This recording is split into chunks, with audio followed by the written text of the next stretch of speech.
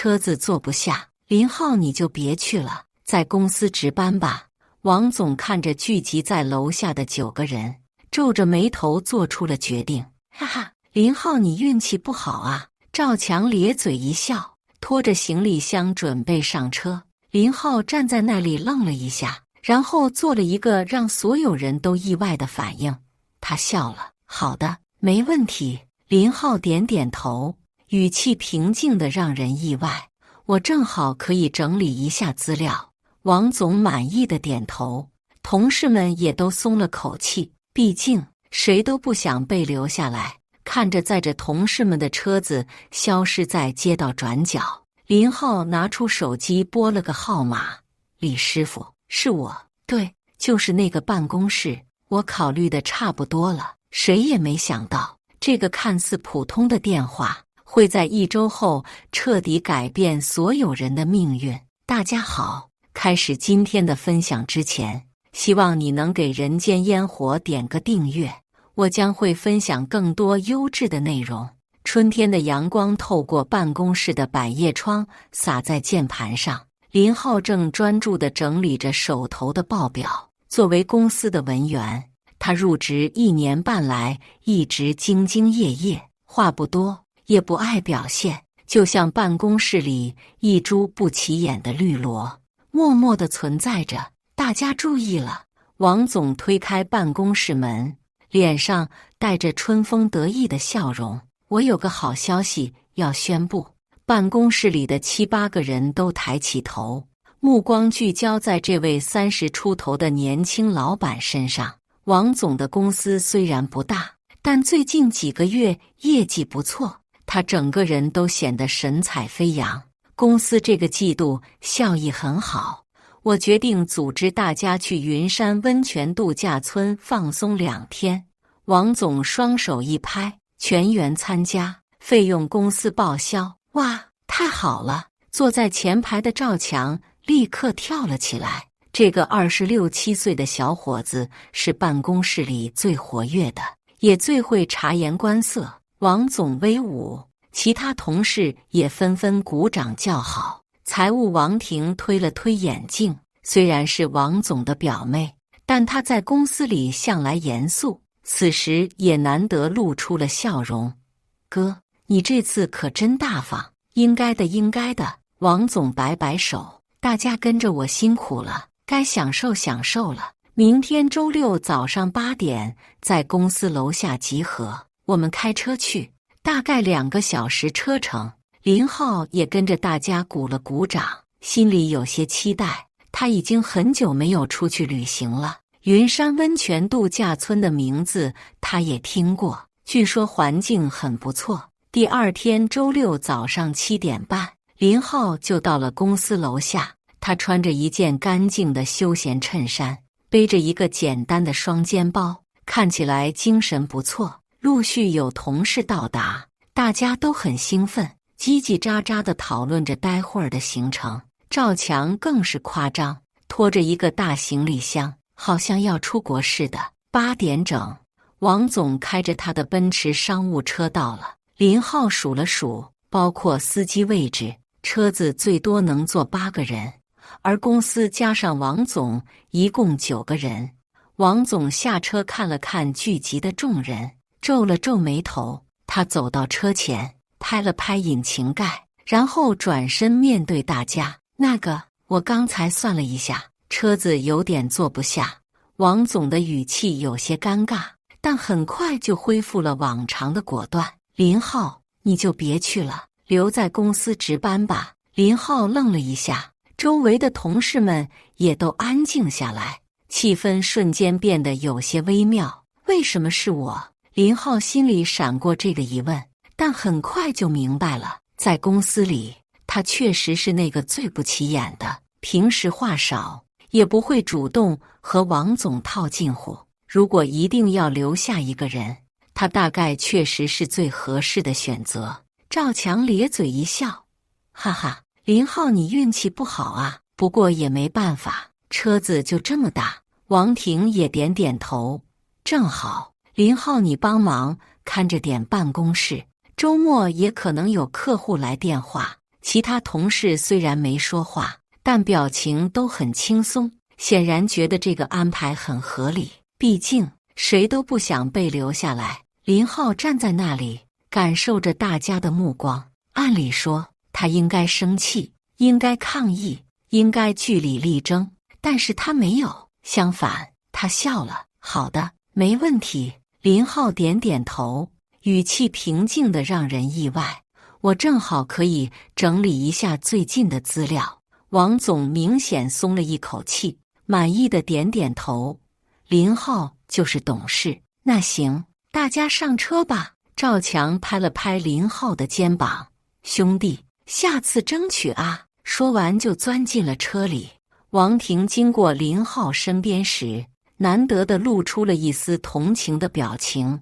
辛苦你了，回来给你带特产。很快，车子发动了。林浩站在楼下，看着那辆载着同事们的商务车缓缓驶离，车窗摇下来。赵强还故意大声喊道：“可惜啊，温泉很舒服的。林浩，你就在办公室泡茶水吧。”车子消失在街道的转角，林浩独自站在空荡荡的公司楼下。春天的阳光很温暖，但他忽然觉得有些冷。不过，他脸上的笑容依然没有消失。林浩回到办公室，整个空间安静的有些诡异。平时熙熙攘攘的工作区，现在只剩下他一个人，连空调的嗡嗡声都格外明显。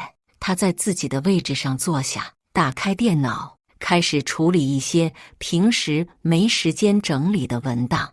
但是工作了不到半小时，他的手机就开始不断的响起，是公司的微信群。赵强，出发了，心情超级棒。王婷，天气很好，适合泡温泉。同事小陈，高速上风景不错。然后是各种自拍照，每个人都笑得很开心，完全没有因为少了林浩而感到任何不适。林浩看着这些消息，手指在屏幕上停留了几秒钟，最后只是回复了一个微笑的表情符号，放下手机。他拿起办公桌上的座机，拨了一个号码。喂，李师傅吗？是我，林浩。电话那头传来一个朴实的男声：小林啊，怎么想起给我打电话了？没什么，就是想聊聊。对了，就是我之前介绍的那个办公室。哦，你们公司啊？怎么了？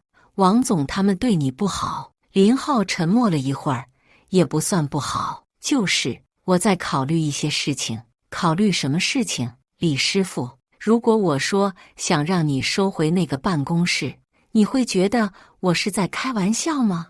电话那头安静了几秒钟。小林，你确定这样做会不会太……没事。林浩的声音很平静，是他们先不后到的。那你跟我详细说说，到底怎么回事？林浩把今天早上的事情简单的说了一遍。李师傅听完，在电话里叹了一口气：这些人啊，真是不知道珍惜。小林，当初要不是你介绍，我也不会以这个价格出租。现在他们这样对你，李师傅，您别生气，我只是觉得，既然他们觉得我不重要，那我也没必要继续帮他们了。我明白了，合同我再看看，看能不能找到合适的理由。谢谢您。客气什么？咱们是朋友吗？挂了电话，林浩感觉心情轻松了不少。他继续整理着手头的工作，偶尔看看微信群里同事们发的照片和视频。下午2点多，群里更热闹了。赵强发了一段视频，是他在温泉池里泡澡的画面，太爽了。林浩，你看看，是不是很羡慕？王总也发了语音，这次团建效果很好，大家都很开心，下次还要组织，当然要挑合适的时间。合适的时间，林浩听出了这句话的潜台词，意思是下次还是会有人被留下，而那个人很可能还是他。他放下手机，继续工作。下午4点，林浩处理完了所有能处理的事情，办公室里安安静静的，他忽然觉得有些困，就趴在桌子上小憩了一会儿。醒来的时候已经是下午5点半，微信群里又多了好多消息，这次是酒店房间的照片，还有丰盛晚餐的图片。赵强特意给林浩发了消息，可惜你不在，海鲜超级棒。林浩看着那些诱人的食物照片，肚子确实有些饿了。他起身准备下班，路过王总办公室的时候，看到桌子上放着一份文件，是和李师傅签的租赁合同。他停下脚步，仔细看了看合同的条款。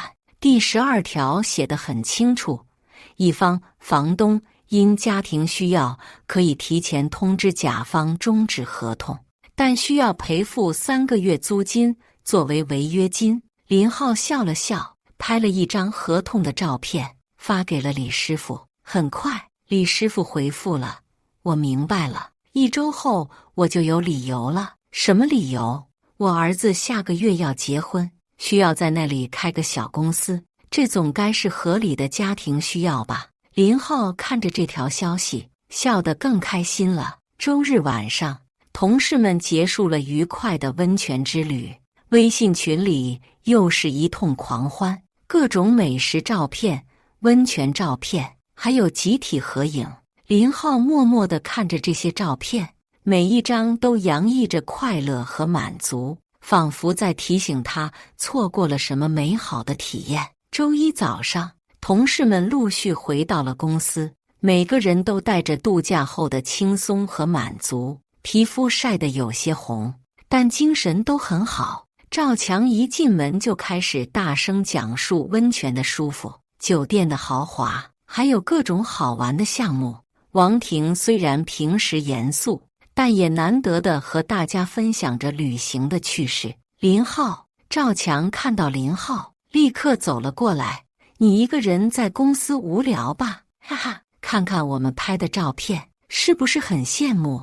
他拿出手机，翻出各种照片给林浩看。温泉池、豪华套房、丰盛的自助餐，每一张照片都像是在提醒林浩，他错过了什么。挺好的，林浩笑着说，看起来你们玩得很开心。那当然，赵强显得有些得意。下次你争取表现好点，说不定就能去了。王婷也走了过来。是啊，公司团建也要看贡献的，你平时太低调了。不过这次你值班也辛苦了，我给你带了点当地的特产。他递给林浩一个小袋子，里面是一些包装精美的小点心。谢谢王姐。林浩接过袋子，语气依然很平静。这时候，王总从外面走了进来，脸上带着假期后的红润。他看了看林浩，点点头：值班辛苦了。周末有什么事吗？没什么事，就是整理了一些资料。好，那就继续工作吧。王总径直走向自己的办公室，同事们继续兴致勃勃地讨论着旅行的细节，声音大的整个办公室都能听到。林浩坐在自己的位置上，安静地听着他们的描述，偶尔点头微笑，表现得就像一个称职的听众。林浩，你说话啊。小陈笑着说，我们说了这么多，你怎么不问问细节？我在听啊。林浩笑了笑，温泉怎么样？真的很舒服吗？当然舒服。赵强立刻来了精神，那个水温刚刚好，泡了半小时，浑身都松了。而且酒店的服务特别好，我们一进门就有人接待。他开始绘声绘色地描述每一个细节，其他同事也不时补充几句。林浩就这样坐着听，脸上始终保持着淡淡的笑容。这种反应让同事们更加确定了一件事：林浩这个人真的很好说话，没脾气，好欺负。中午吃饭的时候，赵强私下和王婷说，林浩这人就是太老实了，换成是我，肯定早就不干了。王婷点点头，是啊，不过这样的员工也有好处，听话，不惹事，就是没什么上进心。赵强撇撇嘴，你看他平时从来不主动找王总汇报工作，也不会拍马屁，这样下去怎么可能有发展？两人的对话林浩没有听到，但他也能想象得到，在这个公司里，他确实是那个最透明的存在。下午的时候，王总召开了一个简短的会议，总结了这次团建的效果。这次出游很成功，大家的精神状态都很好，团队凝聚力也增强了。王总满意地说，以后我们要多组织这样的活动，当然要选择合适的时机和合适的人员参加。听到合适的人员这几个字，办公室里的气氛微妙地变化了一下，大家都心照不宣地知道这意味着什么。林浩依然坐在那里，表情平静，仿佛这些话与他无关。会议结束后，同事们陆续离开会议室。林浩收拾东西的时候，动作比平时慢了一些。等到办公室里只剩下他一个人的时候，他拿出手机，发了一条消息给李师傅。李师傅，这周内方便吗？很快，李师傅回复，方便，我这周一上午过来。林浩看着这条回复，嘴角微微上扬，算起来正好是团建结束后的一周。一周后的周一上午10点整，办公室里的气氛如往常一样平静。赵强正在和隔壁工位的小陈讨论昨天的球赛，王婷在核对财务报表，其他同事也都埋头各自的工作。林浩坐在靠窗的位置，正在整理一份客户资料，阳光从百叶窗的缝隙中洒进来，在他的桌面上形成斑驳的光影。突然，前台小张的声音打破了办公室的宁静，请问您找谁？大家抬头看去，只见一个穿着朴素的中年男人站在门口，他大概50多岁，皮肤有些黝黑，看起来像是经常在外面跑的那种人，身上穿着一件洗得发白的蓝色工作服，手里拿着一个旧皮包。我找你们老板。男人的声音很平静，带着一种莫名的威严。我是这里的房东。房东？前台小张愣了一下，赶紧站了起来。您稍等，我去叫王总。办公室里的所有人都停下了手头的工作，目光齐刷刷地看向门口的这个男人。房东这个词让大家都感到有些意外。王总听到动静从办公室里出来，一眼看到门口的男人，脸上立刻堆起了笑容。李老板，您怎么来了？快请进，快请进。他快步走过去，热情地和房东握手。真是稀客啊，您平时都是电话联系的，今天怎么亲自跑一趟？房东李师傅面色严肃，没有回应王总的热情。王总，我今天来是想和你说个事。什么事？您说，您说。王总依然保持着笑容，但心里已经开始打鼓了。我们房租都是按时交的啊，没有拖欠过一天，房租倒是没问题。李师傅的语气很平静，但听起来却让人感到一种不祥的预感。就是这房子，我不租了。这句话如同一颗炸弹在办公室里爆开，所有人都停下了手头的工作，悄悄竖起耳朵。赵强甚至放下了手中的咖啡杯，目不转睛地看着门口的2个人。王总的笑容瞬间僵住了。李老板，您说什么？我说这房子不租了。李师傅重复了一遍，语气依然很平静。合同需要提前终止。王总的脸色唰的一下变白了。李老板，咱们合同还有1年多呢，而且我们合作一直很愉快啊，为什么突然？合同我昨天晚上看过了。李师傅从皮包里掏出一份文件，第12条写得很清楚，房东因家庭需要可以提前终止合同，需要赔付3个月房租作为违约金，这个违约金我愿意承担。王总接过合同，手都在微微发抖。他匆忙翻到第12条，仔细看了好几遍，脸色越来越难看。可是李老板，您为什么突然要收回房子啊？王总的声音都有些颤抖了。我们真的合作得很好啊，从来没有给您添过麻烦。李师傅看了看办公室里的其他人，目光在每个人脸上停留了几秒钟，最后落在了林浩身上。其实，李师傅缓缓说道，是小林建议我的。小林？办公室里的人都愣住了。谁是小林？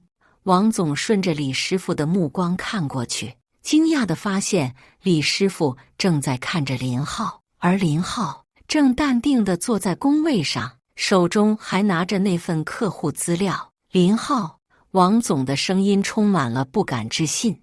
您认识林浩？这时候，林浩放下了手中的资料，缓缓站了起来。办公室里瞬间安静得针落可闻，所有人的目光都聚焦在他身上。李师傅，您来了。林浩走向门口，语气平静的，就像在说今天天气不错一样。赵强的嘴巴张得大大的，咖啡杯差点从手中滑落。王婷推了推眼镜，脸上写满了震惊。其他同事也都一脸懵逼地看着这一幕。王总指着林浩，又指李师傅，好半天才找到自己的声音：“你们认识？”林浩点点头：“李师傅是我朋友，当初是我介绍你们租这里的。”轰！这句话如同晴天霹雳，让办公室里的每个人都呆住了。赵强第一个反应过来，声音都变了调。什么？你介绍的？王婷也瞪大了眼睛。你早就认识房东？其他同事面面相觑，都无法相信自己听到的话。那个平时最不起眼、最没存在感的林浩，竟然认识房东，而且还是他介绍公司租的这个办公室。王总感觉自己的腿有些发软，声音都在颤抖。林浩，你说的是真的？当然是真的。林浩的语气依然很平静。当时李师傅这套办公室要出租，我觉得位置不错，环境也好，就推荐给了公司。李师傅点点头，小林这孩子人品好，办事靠谱，我这几套房子能租出去，多亏了他帮忙介绍租户。几套房子？王婷捕捉到了关键词。您还有别的房子？对呀，李师傅很自然地说，我在这一带有4、5套房子，都是出租的。小林帮我介绍了不少租户，这孩子人品我信得过。办公室里的人更加震惊了，他们一直以为李师傅只是个普通的小房东，没想到人家在这一带有好几套房子。而更让他们震惊的是，林浩竟然和这样的人是朋友。王总努力让自己冷静下来。那李老板，您为什么现在要收回房子？我们真的没有做过什么对不起您的事情啊。李师傅看了看林浩，然后转向王总。我儿子下个月要结婚了，需要在这里开个小公司，这总算是合理的家庭需要吧。结婚？开公司？王总的声音都有些颤抖了。可是您之前从来没提过这事啊，也不是突然决定的。李师傅淡淡地说，其实前段时间就在考虑这事了。上周小林给我打电话聊天，说在你们公司过得不太开心，我就想，既然小林在这里不开心，而我又正好需要收回房子，那就提前通知你们吧。王总的脸色瞬间变得煞白，他转向林浩，眼中带着一种复杂的情绪。林浩，你跟李老板说了什么？也没说什么。林浩语气平静，就是随便聊聊，说公司上周组织团建，大家都去了，就我一个人留下来值班。这句话让办公室里的所有人都变了脸色，特别是赵强，他想起了1周前自己说的话，脸一下子就红了。王婷也想起了自己的表现，心里开始发虚。李师傅接着说：“小林帮了我这么大忙，我怎么能看着他在这里受委屈呢？既然你们觉得他不重要，那我也没必要继续把房子租给你们了。”不是的，不是的，王总急了，李老板，都是误会。林浩是我们的好员工，我们怎么可能不重视他呢？是吗？李师傅的声音有些冷。那你们公司团建为什么不带他？王总哽住了，他张张嘴想要解释，但发现自己根本无法给出一个合理的理由。那是车子坐不下，坐不下。李师傅冷笑一声，坐不下就不能开2辆车，或者换个大一点的车。说到底，还不是觉得他不重要。这话说的王总无言以对。确实，如果真的重视林浩，完全可以想办法解决交通问题。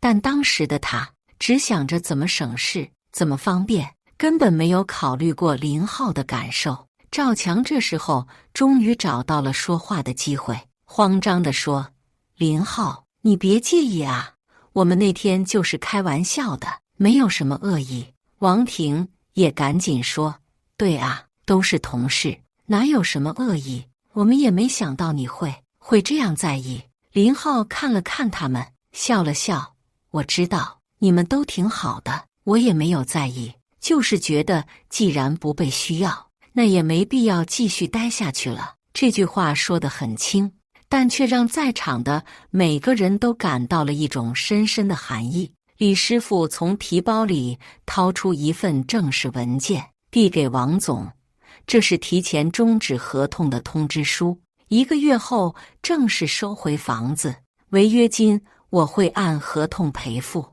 但请你们务必在1个月内搬走。”王总接过文件，手都在发抖。“李老板，1个月时间太短了吧？我们找新的办公室、装修、搬家，这些都需要时间啊，已经很宽松了。”李师傅的语气不容商量。按合同条款，我只需要提前2周通知，给你们1个月时间。是看在小林的面子上，王总感觉天都要塌了。重新找办公室，不是说找就能找到的。这一带的好地段都很抢手，而且租金也不便宜。找到合适的之后，还要装修、搬家，这些加起来至少需要15万的费用。更要命的是，他们有几个重要的客户，如果知道公司要搬家，很可能会重新考虑合作。毕竟，一个连办公室都不稳定的公司，怎么让人放心把业务交给他们？李老板，您看这样行不行？王总努力让自己的声音听起来诚恳一些。我给您增加租金，您看增加多少合适？李师傅摇摇头，不是钱的问题。我说了，我儿子要结婚，需要用这个地方，而且我也确实不想把房子租给不懂得珍惜员工的公司。这话说的王总无话可说。赵强这时候也慌了，他突然意识到，如果公司真的要搬家，可能会面临裁员。以他的资历和能力，未必能保住工作。林浩，赵强走到林浩面前，语气比平时温和了很多。咱们都是同事，有什么话好好说，你看能不能跟李老板商量商量？林浩看着赵强，笑了笑。赵强，李师傅已经决定了，我也不好再多说什么。可是我们真的没有恶意啊。赵强的声音都有些颤抖了。那天就是车子确实坐不下，我们也很为难的。我知道。林浩的语气依然很平静，我没有怪你们的意思。王婷也走了过来。林浩，你看这样行不行？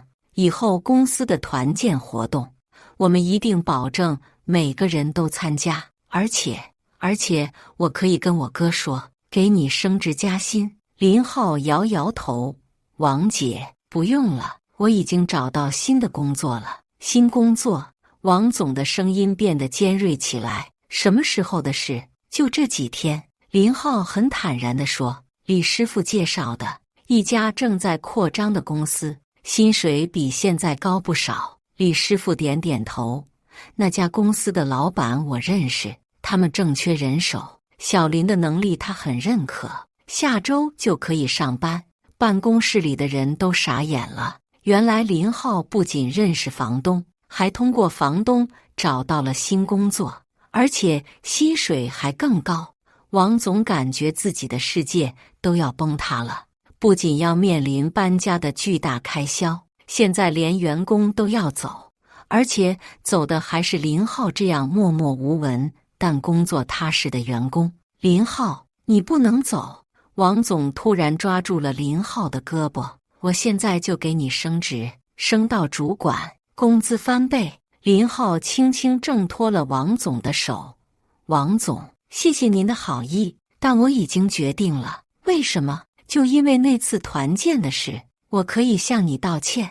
王总已经顾不上面子了，我们重新组织一次团建，专门为你组织的。”林浩看着王总，眼中有一种莫名的情绪。“王总，有些事情不是道歉就能解决的。如果您真的重视我，当初就不会让我一个人留下来。”这话说的王总哑口无言。李师傅收起文件，准备离开。1个月后我会来收房，希望你们能按时搬走。小林，走吧，我请你吃个饭。林浩点点头，回到工位收拾自己的东西。他的私人物品不多，很快就装进了一个小纸箱里。看着林浩的动作，办公室里的其他人都有一种不真实的感觉。这个平时最不起眼的同事，竟然在短短半个小时内就把他们所有人的命运都改变了。“林浩，你真的要走？”小陈问道。他和林浩的关系还算不错，平时偶尔会聊几句。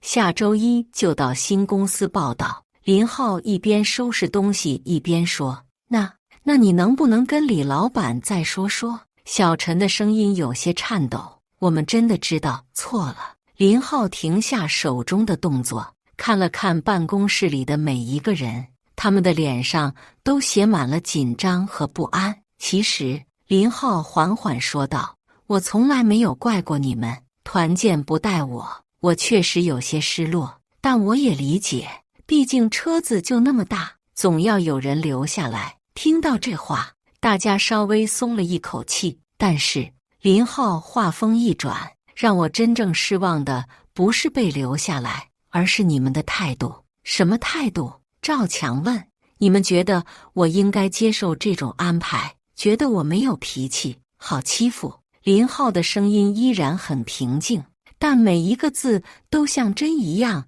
扎在大家心里。“你们从来没有想过，我也是一个有尊严的人。”办公室里安静的可怕。我在这里工作了1年半，兢兢业业，从来没有出过错。但在你们眼里，我就是一个可有可无的人。林浩继续说：“既然你们觉得我不重要，那我也没必要继续待在这里了。”王总想要说什么，但发现自己什么都说不出来，因为林浩说的都是事实。这时候，前台小张的电话响了，他接起来，脸色很快就变了。“王总，是华联公司的李经理，他们想了解一下我们公司是不是要搬迁。”王总的心沉到了谷底，消息这么快就传出去了。没过多久，电话又响了，这次是另一个重要客户。“王总，我听说你们公司要搬家。”电话里传来客户的声音：“这事情确定吗？如果确定的话，我们需要重新评估一下合作事宜。”王总强忍着内心的慌乱，努力让声音听起来正常。“没有的事，我们公司很稳定，不会搬家的。”但客户显然不太相信。“我听说房东都来收房了，这事情传得沸沸扬扬的。王总，我觉得我们还是先暂停合作比较好，等你们稳定下来再说。”挂了电话，王总感觉自己快要站不住了。这时候，王婷拉着王总到一边：“压低声音说：“哥，我们得赶紧想办法，如果客户都跑了，公司就真的完了。我知道，但现在能怎么办？”王总的声音充满了绝望。林浩已经铁了心要走，李老板也不可能改变主意。要不我们给林浩更多的好处？王婷提议。我刚才已经提了，他不要。王总叹了一口气，我们当初太小看他了。就在这时，赵强走了过来，脸色很难看。王总，我刚才打听了一下，这一带的办公室租金都涨了不少，而且好的地段基本都租出去了。我们想要找到合适的地方，可能需要很长时间。王总感觉自己快要疯了，搬家费用高昂，客户流失，还要面临长时间找不到合适办公室的风险。而这一切都是因为1周前那次看似无关紧要的团建安排。他看向还在收拾东西的林浩，心中五味杂陈。林浩收拾完东西，准备和李师傅一起离开。就在这时，王总突然拦住他们：“林浩，我求你了。”王总的声音颤抖着：“我知道是我们做错了，我向你道歉。你说什么条件我都答应，只要你能让李老板收回成命。”办公室里的所有人都愣住了，谁都没想到平时高高在上的王总会做出这样的举动。林浩也愣了一下：“王总，您别这样。”“不是我对不起你。”王总的眼睛都红了。“我当初就不应该让你一个人留下来，我就不应该那样轻视你。”看着王总的样子，林浩心中也有一丝触动，但很快他就恢复了平静。“王总，有些事情已经过去了，没必要再纠结。”林浩的语气很温和。“那你能不能再给我们一次机会？”王总抓住林浩的手：“我保证，以后绝对不会再发生这样的事情。”林浩看了看王总，又看了看办公室里其他紧张等待的同事们，他沉默了一会儿，然后缓缓摇头：“王总，机会这东西过了就是过了。”林浩轻轻挣脱王总的手，就像1周前的团建一样，错过了就是错过了，没有重来的机会。王总感到了深深的绝望。这时候，李师傅走了过来：“小林，时间不早了，我们去吃饭吧。”林浩点点头，拿起那个装着私人物品的纸箱。“好的。”就在他们准备离开的时候，赵强又突然冲了过来，再次拦住了他们的去路。“林浩，我知道那天是我说话不合适。”赵强的声音有些颤抖，“但你不能因为我一个人的错误，就让整个公司的人都跟着受罪啊！”林浩看着赵强，笑了笑：“赵强，你说的对，我确实不应该因为你一个人的错误就连累别人。”听到这话，赵强以为有转机，脸上露出了希望的表情。但是林浩话锋一转：“那天不只是你一个人的问题，从王总到王姐，从你到其他同事，你们每一个人都觉得让我留下来是理所当然的。”赵强的脸色瞬间变白了：“你们觉得我脾气好，没脾气，好欺负？”林浩继续说：“既然你们都这么想，那我又何必继续待在这里证明你们是对的呢？”说完，林浩和李师傅走出了办公室，留下一群面面相觑的同事。1个月后，王总的公司搬到了郊区一个老旧的写字楼里，新的办公环境比之前差了很多，而且租金还更贵。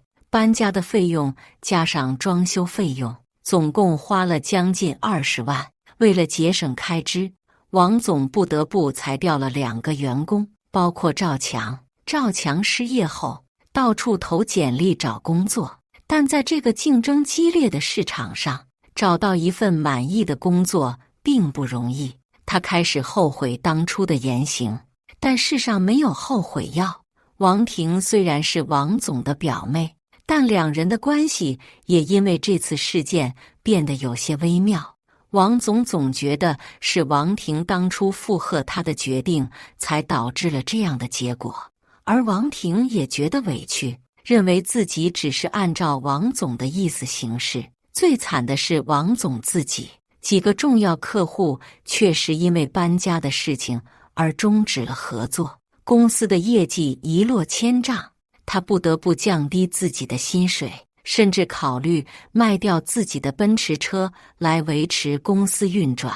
而林浩呢，他在新公司过得很好，李师傅介绍的那家公司确实很不错，老板很赏识他的能力，给了他一个不错的职位和丰厚的薪水。更重要的是，新同事们都很友善，公司的氛围也很好。这天下午，林浩正在新办公室里忙着工作，手机突然响了，是一个陌生的号码。喂，请问是林浩吗？我是王婷。林浩愣了一下，然后说：王姐，有什么事吗？林浩，我想问问你，你还记得我们公司吗？王婷的声音听起来很疲惫。当然记得，怎么了？我们公司快撑不下去了。王婷的声音有些哽咽，客户跑了好几个，现在每个月都在亏钱。我哥他压力很大，整夜睡不着觉。林浩沉默了一会儿，然后呢？你能不能回来帮帮我们？王婷的声音充满了祈求。工资你随便开，职位你随便选，只要你愿意回来。林浩笑了笑，王姐，你觉得可能吗？我知道以前是我们不对，但是王姐，林浩打断了他的话，有些事情是不可逆的，就像破镜难重圆一样，有些关系一旦破裂，就很难再修复了。王婷在电话那头哭了起来。林浩，我求你了，就当是看在我们曾经是同事的份上。王姐，别哭了。林浩的语气很温和，你们会找到解决办法的，相信自己。说完，他挂了电话。半年后，林浩在新公司已经完全适应了，他被提升为部门副主管，不仅薪水比以前翻了1倍，工作环境和人际关系也都很好。这天晚上，他和李师傅在一家小餐厅里吃饭。小林，听说你在新公司干得不错。李师傅笑着问。还行，老板挺器重我的。林浩夹了一块鱼肉。李师傅，那个办公室现在租给谁了？一家做电商的小公司，年轻人挺好的，很有礼貌。李师傅喝了一口酒，比王总他们强多了。王总他们现在怎么样？林浩问。听说公司快撑不下去了。李师傅摇摇头。人啊，有时候真的要善待身边的每一个人，你永远不知道谁会在关键时刻帮你一把，也不知道谁会在关键时刻给你一刀。林浩点点头。是啊，所以我很庆幸当初遇到了您这样的朋友。哈哈，你这孩子这么会说话。李师傅很开心。两人吃完饭，走出餐厅。夜晚的城市灯火通明，车水马龙。李师傅，谢谢您。林浩认真地说。谢什么？朋友之间应该的。李师傅拍了拍林浩的肩膀。记住，无论走到哪里，都要善待别人，但也要保护好自己。林浩点点头。我记住了。两人在路口分别，各自回家。林浩走在回家的路上，想起了这半年来发生的一切，从被公司团建落下，到房东收房，再到自己找到新工作，一切都像是一个梦。他拿出手机，看了看微信朋友圈，王婷发了一条消息：创业不易，且行且珍惜。林浩看了看，没有点赞，没有评论，只是默默地划过去了。有些人，有些事，真的已经成为了过去。又过了半年，林浩听说王总的公司终于倒闭了，王总自己也欠了一屁股债，不得不回老家重新开始。赵强最终在一家小公司找到了工作，薪水比以前少了1/3。但他已经很满足了。失业的几个月让他明白了工作的珍贵。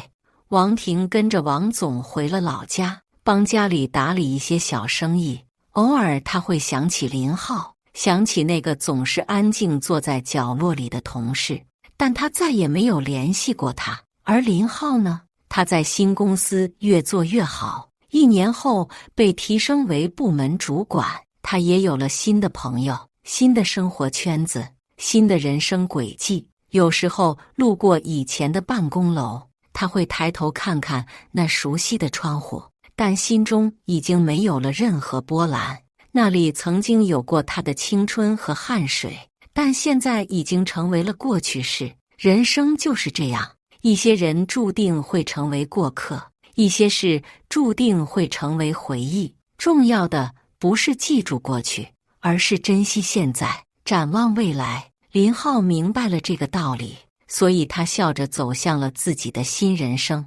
而那个曾经在团建时被落下的他，已经彻底成为了过去。现在的他是一个全新的自己，一个懂得保护自己尊严，也懂得把握机会的自己。有时候被落下并不是坏事，有时候离开才是最好的选择，有时候笑到最后的人才是真正的赢家。以上就是今天分享的故事，大家有什么想说的、想吐槽的，欢迎在下方评论交流。也更希望能给人间烟火点个订阅，我将会分享更多优质的故事内容。